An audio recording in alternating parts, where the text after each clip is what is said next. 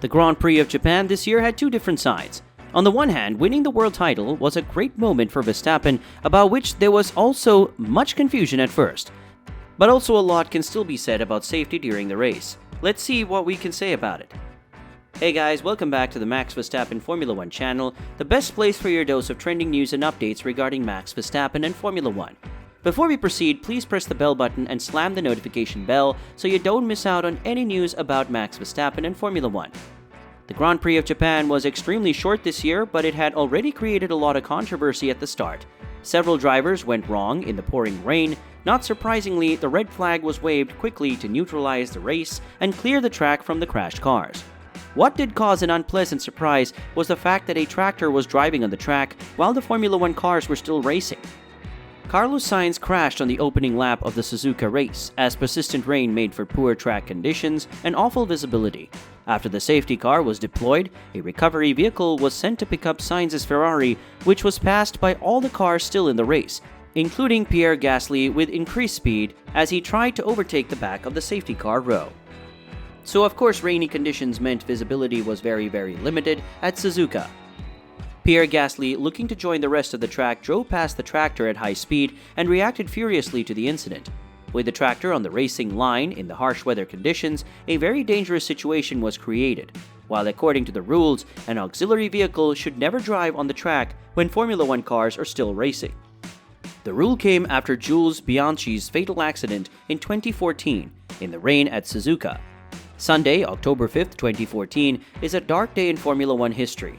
During the Japanese Grand Prix that year, Jules Bianchi slid off the track and collided with a tow truck, which at the time was clearing Adrian Sutil's stranded car. Bianchi died after spending months in a coma. That's why Gasly was furious and puzzled by the situation in the rain. God, what? What is that tractor doing? Why is there a tractor on the track? This is unacceptable. I can't believe it, he said over the board radio. He also said later in an interview, "We lost Jules already. We all lost an amazing guy, an amazing driver, for the reasons that we know. 8 years ago on the same track, in the same conditions, with a crane. How? How today can we see a crane not only in the gravel on a racetrack, while we are still on the track? I don't understand that. It's disrespectful to Jules, disrespectful to his family. All of us are risking our lives out there. We're doing the best job in the world, but what we are asking is to at least keep us safe. It's already dangerous enough." Besides Gasly, the other drivers don't have many good words to say about what happened during the race. Sergio Perez also shared Gasly's frustrations. He said, "Isn't it clear yet that we don't want to see a crane on the asphalt?" Also, Lando Norris had something to say about the dangerous situation during the race. He tweeted, "WTF? How's this happen? We lost a life in this situation years ago. We risk our lives, especially in conditions like this. We want to race, but this is unacceptable." Bianchi's father Felipe posted on Instagram during the Japanese GP that there was no respect for the life of the driver, no respect for Jules' memory. An official document from the FIA known as the summons stated that Gasly had to report to the stewards after the end of the race and give explanations to avoid a penalty. It concerns an alleged violation of Article 57.2 of the sporting regulations, excessive speed during the red flag. Car 10 reached speeds of up to 250 km per hour when completing the lap and after passing the scene of the incident. The FIA responded to the incident, the safety car was deployed, and the race was neutralized. Car 10, which made a pit stop behind the safety car due to the damage, drove at high speed to rejoin the field. As conditions worsened, the red flag was waved before Car 10 passed the scene of the incident. Because Gasly's penalty is imposed after the race, he receives a 20-second penalty instead of a drive-through. It hardly changed his result, as he finishes only 17th and is regulated to 18th. While the FIA is clear that it is standard procedure in Formula 1 for vehicles to be retrieved by cranes under safety car conditions, it says that driver feedback of what happened has prompted it to take matters more seriously. The FIA says it has launched a thorough review into how recovery vehicles were used in the Japanese Grand Prix after heavy criticism from Formula 1 drivers. Besides all the fuss about the dangerous situation during the race also brought something good. Max managed to clinch his second world title, although at first there was much uncertainty about it. Once again, things did not go the normal way for Verstappen, but after it turned out that full points were paid out anyway, Max is now truly champion again. The Dutchman won the Japanese Grand Prix in a dominant way. Everyone was convinced that no whole points were handed out. Max won in Honda's home country, and with Sergio Perez on P2 and Charles Leclerc on P3, Verstappen is unchallengeable this Formula One season. However, after the race was restarted after the red flag, it turned out there is a rule in the rulebook that says whole points can then be handed out, despite the fact that the race was short of whole points under the other rules. From there was confusion for a long time. In an interview where the results were not yet clear, the Dutchman reacted quite subdued. "I'm very happy that we still raced in the end.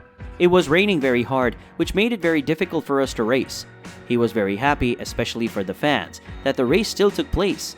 In the end, the car performed great and then drove away from his competition in no time. The car really flew. Very happy to be able to win here," Verstappen said. So stepping out of his RB18, he thought he had to face the World Cup title in the United States, but after Leclerc's penalty, Max was told he had become world champion after all. After that, doubts arose again because of the different thoughts on the point count. There was a lot of confusion. But then, in the cool-down room, the confirmation came that he already has the championship. Verstappen still thought he was not a champion yet, only to be told there again that he was certain of the title. So after an unclear situation for fans, drivers, and teams alike, the championship appears to have fallen to Verstappen in Japan after all. "I'm grateful to everyone who has contributed to this," he says. "The first one is very emotional, but the second one is even more beautiful. If you look at the season we've had, with the wins, the great races and the teamwork, the 1-2 finishes, and of course, we are leading the constructors. So we really want to focus on that as well, to try to secure that. I think it's been a pretty special year, and I think it's something you really have to remind yourself of because these kind of years you don't have very often." In his Instagram post, he also thanks his team, family, loved ones, his management, and of course his fans. Father Jos Verstappen did not travel with him to the Japanese GP. Max said before the race weekend he's been away from home a lot lately, and of course it's also important to be with your family. "But we call a lot, so I'm sure we will also call on Sunday after the race. Normally he wouldn't miss it. In fact, Jos still liked to be there. Especially in recent years and previous races, I have always been there," he explained. "I don't need to be there. I get just as much from home, although there was some disbelief because we didn't know exactly what was going on at the finish," Jos Verstappen said. Team boss Christian Horner dedicated a social media post to Verstappen, a huge congratulations to Max. "He's been dominant.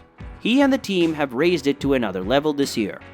Max won in Honda's home country, and with Sergio Perez on P2 and Charles Leclerc on P3, Verstappen is unchallengeable this Formula One season. It may have been a chaotic day with all the controversy over what had happened and the ambiguity over Max's well-deserved title, but thankfully the race came to its end safely. What can you say about this race? Let us know in the comments. Thank you so much for watching. Goodbye.